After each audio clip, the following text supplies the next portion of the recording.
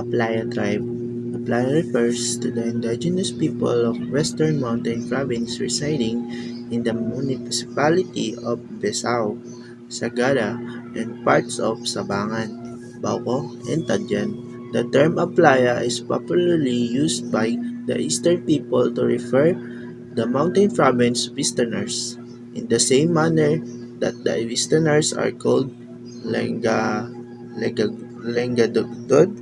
Sometimes a playa is referred to as Kankanais of the mountain province because of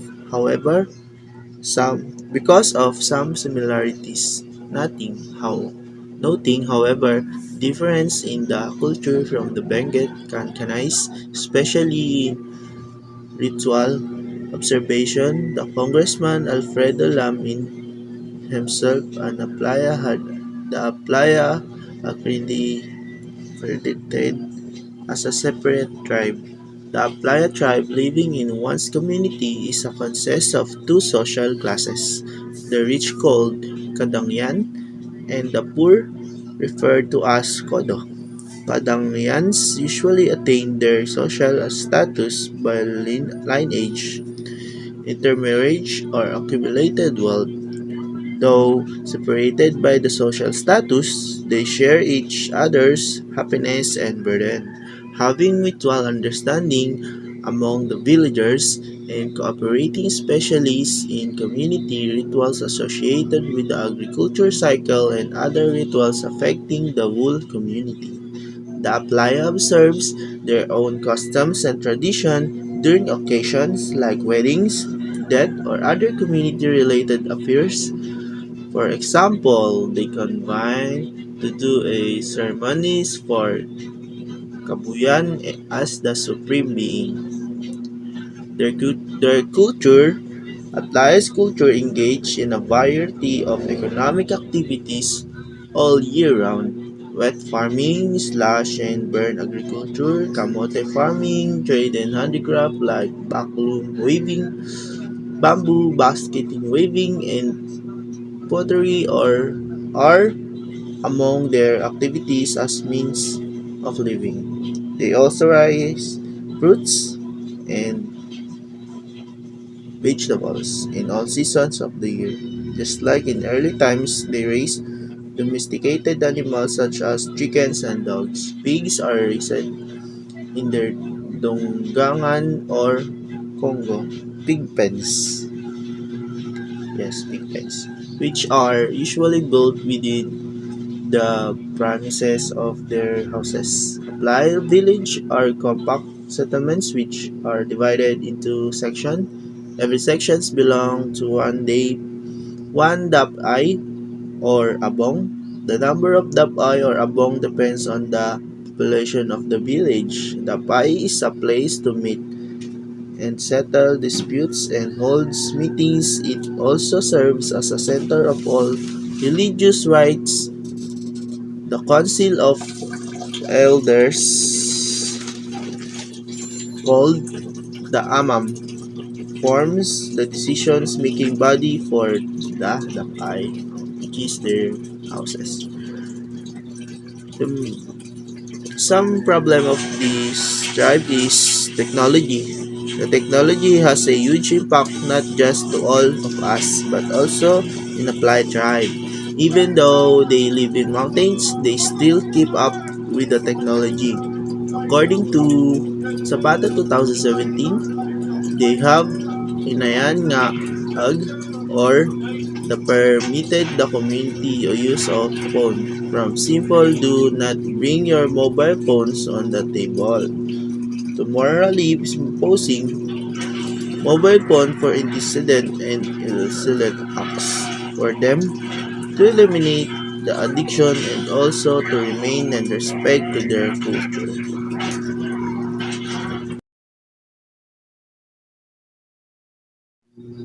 Ibaloi.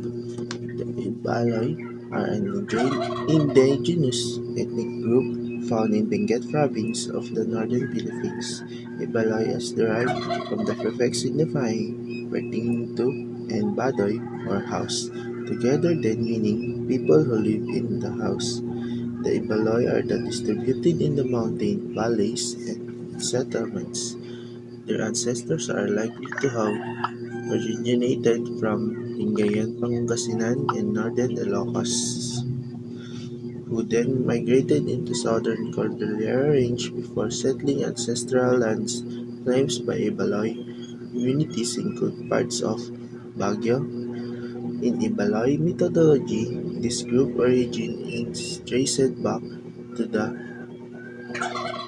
couple groups of Mount Pulag who survived the Great Flood that Pubuan sent to punish the wicked people. Their culture, Ibaloi society composed Baknang and three poor classes Tokhauhans Pastol, Farmhands Silbi, and non-Ibaloi slaves which is Bagain. The Ibaloi have rich material culture, most notably their mummification process, which is make use of salt water to prevent organ decomposition. The Ibaloi are mostly an agricultural people who cultivate rice and terrace fields. Many contemporary Ibaloi have integrated into mainstream culture, Filipino culture in 1975. The Ibaloi population was 89,000. The Ibaloi traditionally practices mummification also. The Ibaloi traditional practice mummification. The process used to involve smoking the corpse for months to completely dehydrate the dead body, which preserved every part of the body including tattoos and internal organs. Most problems of Ibaloi is based on my research. Ibaloi is violation of their rights to their ancestral domain by virtue of unjust land law, direct land grabbing, and so-called development projects. The Philippine government has attempted to dismember the Cordillera ancestral domain and has made us squatters in their own land. If they allow this continue, the very terrible base of their distinction as a people will be threatened. The solution of this problem, also based on my research, if I prevent this issue by advocate their rights as a member of a part of indigenous people.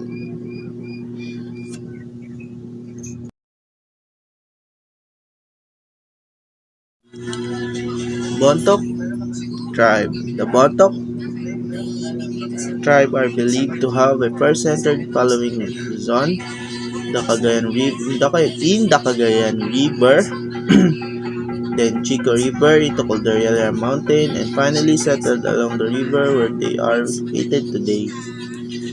They carried rice paddies out of the mountains, and this became an important source of Bontoc livelihood. Irrigated rice cultivation spread westward to Kankanai territory and Abra, northward to Kalinga area, and southward to Benguet. Before Spanish colonized in 16th Before Spanish colonization in 16th century, the Bondoc had already developed rice farming as an economic activity. Although root crops were the staple food,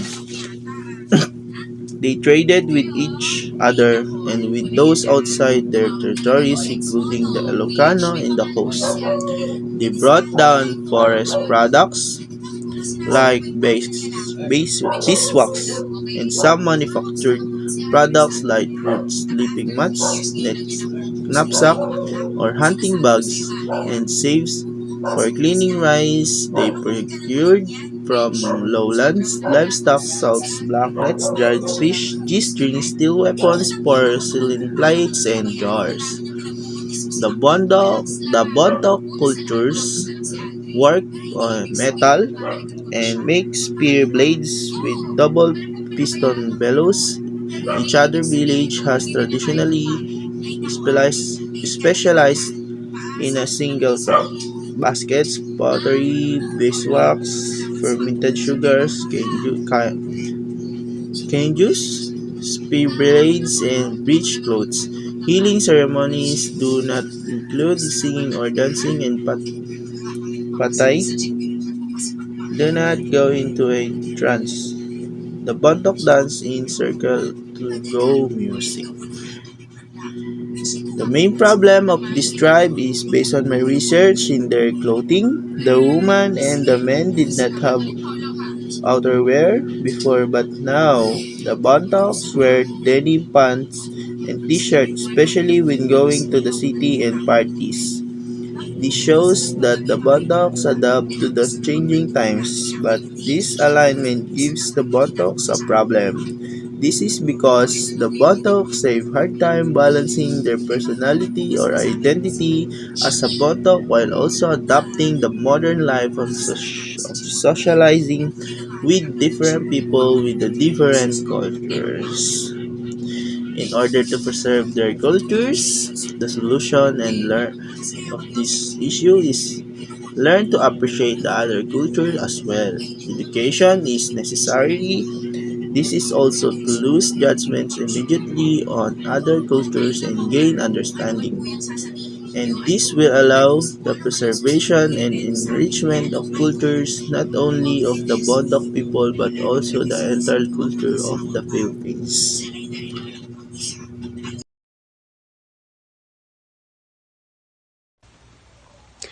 The original and true tribal name Bugkalot was declared as our official name when the overall organization of the Bugkalot clans Bugkalot Confederation was organized in 1967, headed by our former chieftain Molina Salvador. Our elders agreed to use a name that comes from us instead of Ilongot, which is not from us. Chieftain Molina said, "Mabugkalot siya'y mabingnangonan," meaning Bugkalot is a name from us and to which we have awake. The term Ilongot came around in the first half of the 18th century and is still being used up to this time.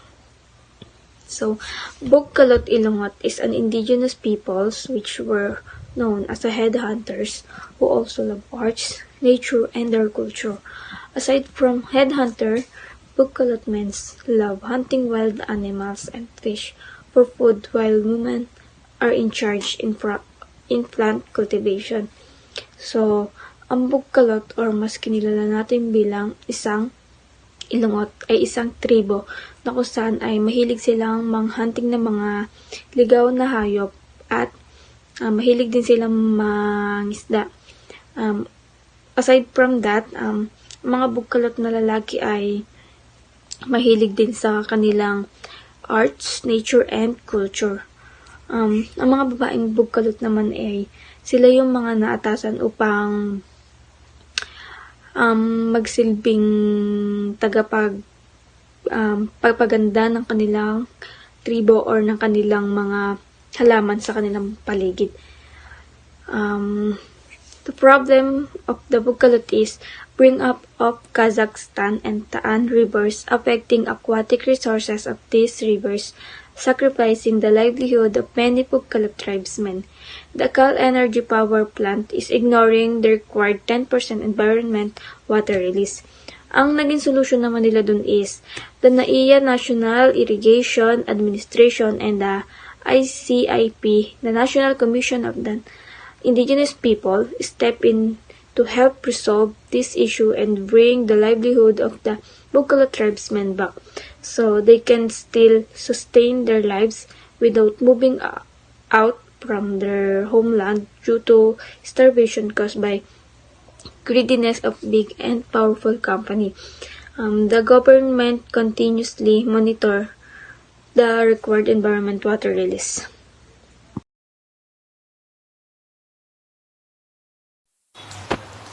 Dumagat tribe, according to GIWA 2012, yung mga dumagat daw po from Luzon is sila daw po yung mga Agta Negrito group. And sila din po yung one of the identified and recognized tribes dito sa Pilipinas. And dati po yung mga dumagat is nakatira sila sa may coastal area, lalo na dito sa may parting Aurora and Quezon. And syempre dahil dumating na nga yung urbanization at tayong mga unat dito na din nakatira, parang na-push sila sa mga mountains and nagkaroon sila ng mga group-group. And ngayon, tinatawag din sila na semi-nomadic dahil nga palipat-lipat sila ng tirahan. Pero as the days, years passes by, na-adapt na din nila yung mga ginagawa natin sa city. The term dumagat ay from the word gubat or forest and naked or hubad. Pero pagka mas malalim pa, ang ibig sabihin niya is taga-dagat or nakatira sa dagat. Ganun. Yung mga culture naman po niya is, yung livelihood naman po ng mga dumagat is hunting and fishing. And nagtatanim din po sila ng mga kamote, banana, and coconut. And yung mga agta dumagat po is, yung respect nila sa nature is super taas kasi naniniwala sila sa mga spirits or yung mga anitos. And meron din po silang mga sagradong bundok, then nagpupunta sila doon, naggumagawa sila ng mga ceremony. And yung mga boys nila is nakasuot ng G-strings. Then yung mga girls naman is nakarap sila ng palda. And dati yung mga dumagat is animist. And yung paniniwala nila is different from person to person. And wala din silang wedding ceremony. Nag-uusap lang yung mga magulang ng boy and girl. Then yun na, parang arranged marriage lang. Then yung mga problem naman na na-encounter nila is dispossession of land. Kung familiar tayo sa paggawa ng dam, dati parang nagkaroon ng project yung pamahalaan na gawing dam yung isang lugar dito. And syempre bilang mga dumagat, hindi sila pumayag. Yung pinaka leader nila is pumunta siya ng Malacanang, suot yung traditional na damit nila, and yun parang nakiusap sila ganun. And yung mga 200 families na mga naiwan, nagkatay sila ng mga manok para lang hindi matuloy. And syempre yung education, alam naman natin na yung mga dumagat is parang lack of opportunities. Pero dahil nga sa paglipas ng panahon, natututo na din silang pahalagahan yung edukasyon and para din makasabay dito. And hindi lang sila nakakayari ng mga elementary, yung iba sa kanila nakakatungtong din ng mga high school and college. And next is urbanization. Alam naman natin na yung urbanization is malaking impact dito sa mga agtas dahil ito din yung dahilan ba't sila pumunta ng mga bundok. Pero syempre dahil nga magaling sila mag-adapt, nakaka-adapt din sila kaagad and nakakakuha din sila ng ikinabubuhay nila. Yun lang, thank you.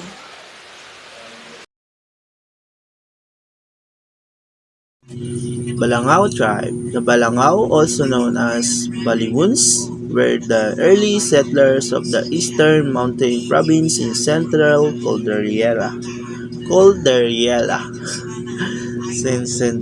Concentration of this ethnologistic group are found in the towns of Barlig, Natonin, and Paracelis.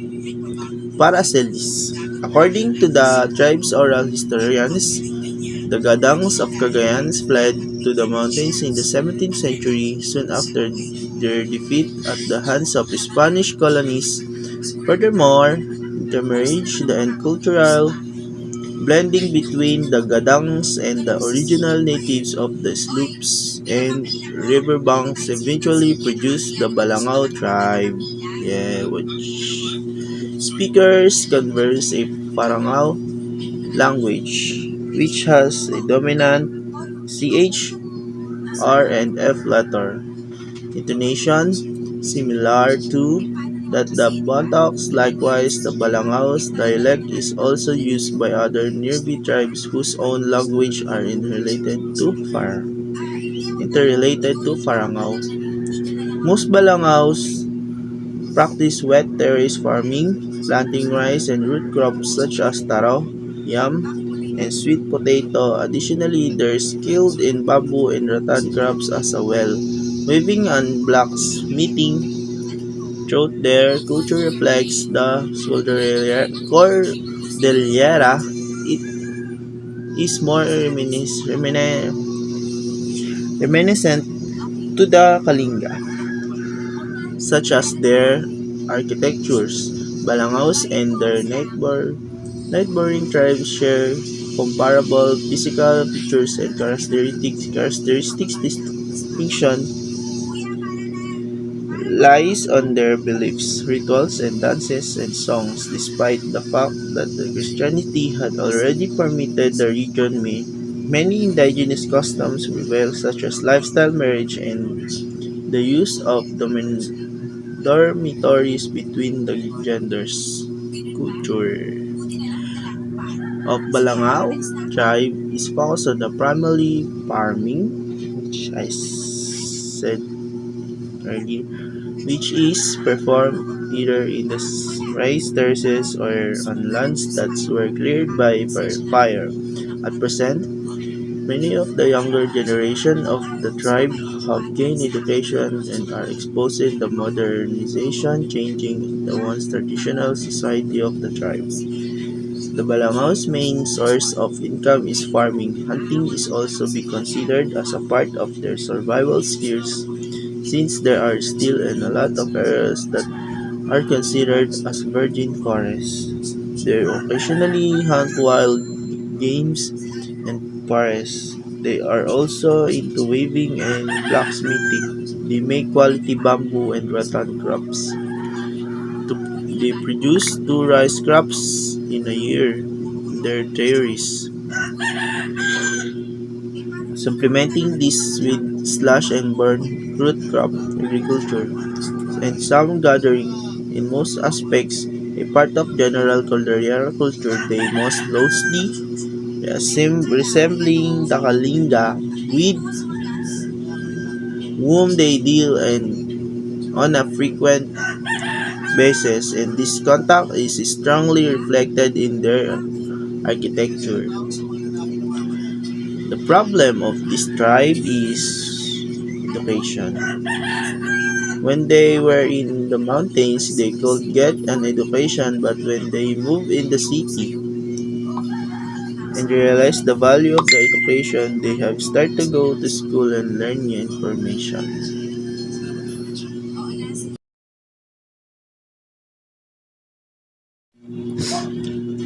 Bagobo tribe. The Bagobo tribe are by origin a nomadic tribe. They traveled from one place to other by hacking their way through the virgin forest. The region was abundant with coconut land with tall trees and had a wide area of hunting grounds. The bow and arrow were used both in hunting wild boar, deer, or monkeys, and fishing in a crystal pure water gushing from the slopes of Mount Apo. Apo means grandfather of all mountains, and this is the highest mountain peak in the Philippines. The land was also cultivated with various crops, but left behind after harvest time in search of a better place to cultivate. The culture of Pagobo are considered the most colorful people of the Philippines, heavily embroidering their abaka clothing with beads and stitch work. They also produce fine metal craft, working in the brass, bronze, and iron, and are known for their betel boxes. The constant jingling of innumerable tiny brass bells attached to the clothing is a Bagobo trademark. The most problem of this tribe is the fight against nature imbalance. The solution is in the remaining lands, the tribe plant abaca, assorted root crops, cereals, banana, coconut, and coffee. Men and women engage in subsistence farming. Children are trained at a very young age to help out in the farm work. Every family heavily relies on abaca, the main and most important commodity grown in the areas as their major source of income.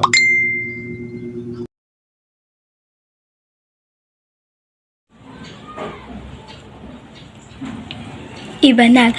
Ibanag is the lingua franca they were influenced to grow tobacco by the encroaching Ilocano from West Coast. The word Ibanag derives from the prefix I meaning native, resident people of, and Banag meaning river, and this mean people of the river. The culture of Ibanag people is very rich and is evident in their food, music, dance, and proverbs. Based on Lasam 1966, Ibanag songs, proverbs, and poems are still present today, alongside the instrument Coribao, Tulali, and the Corintang produced by Ibanags. This instrument produce warlike or sad music. The next is the problem and solution of Ibanags. The problem and solution of Ibanag parang they are not reachable sa mga supply dahil nga sa bundok sila nakatira or nasa tagong lugar sila. Pero di naman lahat ng Ibanag nakatira sa bundok, meron ding iba nakatira sa baryo or patag kung tawagin nila. Then dahil sa mga development na nangyayari sa atin, parang na-adapt na nila yung mga pamumuhay na meron tayo.